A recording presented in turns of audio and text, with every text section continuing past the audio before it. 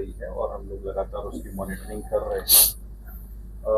इस फेज में बेसिकली जो कुल जो पोलिंग स्टेशन थे, बूथ थे, 14,000 करीब 218 बूथ थे, जिसमें से अगर नक्सल पॉइंट ऑफ व्यू से हम लोग जो सेंसिटिव कहते हैं, क्रिटिकल कहते हैं, आवाज का तेज करें। नक्सल पॉइंट ऑफ व्यू से करीब 891 ऐसे बूथ थे जिनको नक्सल पॉइंट ऑफ व्यू से सेंसिटिव माना गया था, जो मुख्य रूप से गिरिडीह, बोकारो, हजारीबाग इन सब जिलों में अवस्थित थे।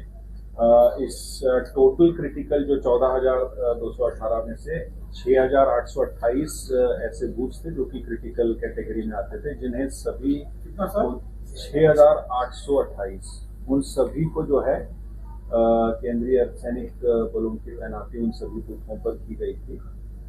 कुल इस फेज में जो है 585 केंद्रीय अर्धसैनिक बलों की तैनाती सभी जगहों पर मिला के की गई थी। इसके अलावा राज्य पुलिस बल की 60 कंपनियां और उसके अलावा करीब जो राज्य पुलिस सशस्त्र बल और होमगार्ड्स मिला के करीब 26,000 अतिरिक्त बल जो है जिलों में उनके स्ट्रेंथ के अलावा भी डिप्लॉय किए गए थे। जहां तक जैसे फर्स्ट फेज हमारी मुख्य रूप से नक्सल प्रभावित क्षेत्रों में, ज्यादा नक्सल प्रभावित क्षेत्रों में थी, तो वहां पे हेली ड्रॉपिंग भी कराया गया था। बट इस फेज में किसी भी मतदान कर्मी का या पोलिंग पार्टी का हेलीकॉप्टर के माध्यम से उन्हें ड्रॉप नहीं किया गया था। जहाँ तक जो हमारे वैसे लोकेशंस है जो कल लौटेंगे नक्सल क्षेत्र को देखते हुए, वैसे करीब 200 के करीब जगह है उन्हें आज रात्रि में केंद्रीय अर्धसैनिक बलों की सुरक्षा में जो है रखा जाएगा।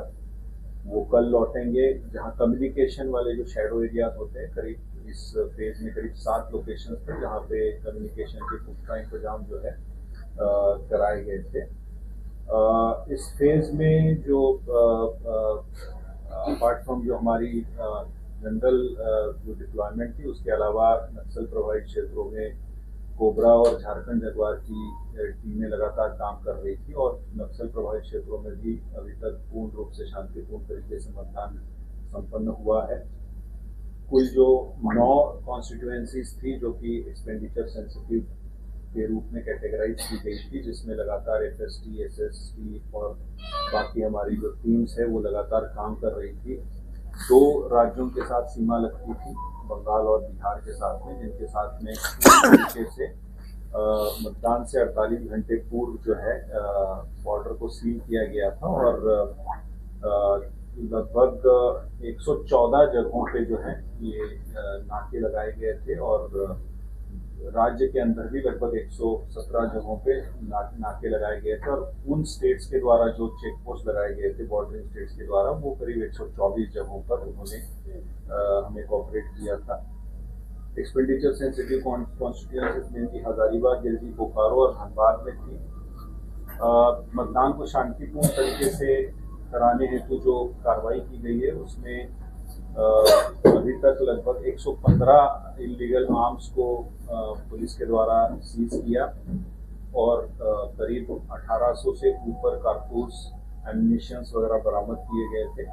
लगभग 34,000 से ऊपर लोगों पर प्रिवेंटिव एक्शंस दी गई, जिसमें से लगभग 14,000 लोगों को बाउंड डाउन भी किया गया, जो कि पूर्व में किसी प्रकार से किसी क्राइम में या विधि व्यवस्था या इस तरीके से किसी अन्य कारणों से संवेदनशील जिनको माना गया था, उन पर कार्रवाई की गई। जहां तक सीजर्स की बात हो रही थी, सीजर्स लगातार ज्वाइंट टीम्स के द्वारा की जा रही है और अभी तक टोटल सीजर्स 200 करोड़ पार कर चुकी है और उसमें जो पुलिस के द्वारा अभी तक लगभग 163 करोड़ के सीजर्स जो है किए गए हैं और केसेस आज का जो मतदान है उसमें अभी तक 5 केस रिपोर्ट हुए हैं। छठा केस जैसे सीओ साहब ने बताया अभी वो प्रोसेस में है, वो भी अभी दर्ज हो जाएगा।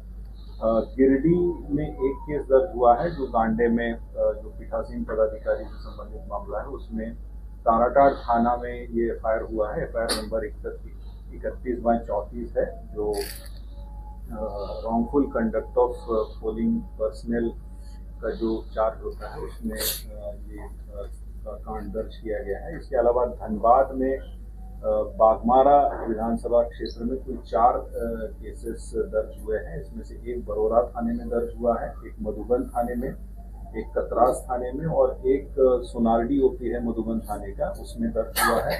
ये चारों एमसीसी वायलेशन के बेसिकली केस है, जो पर्चा वगैरह बांटने से संबंधित मामले हैं।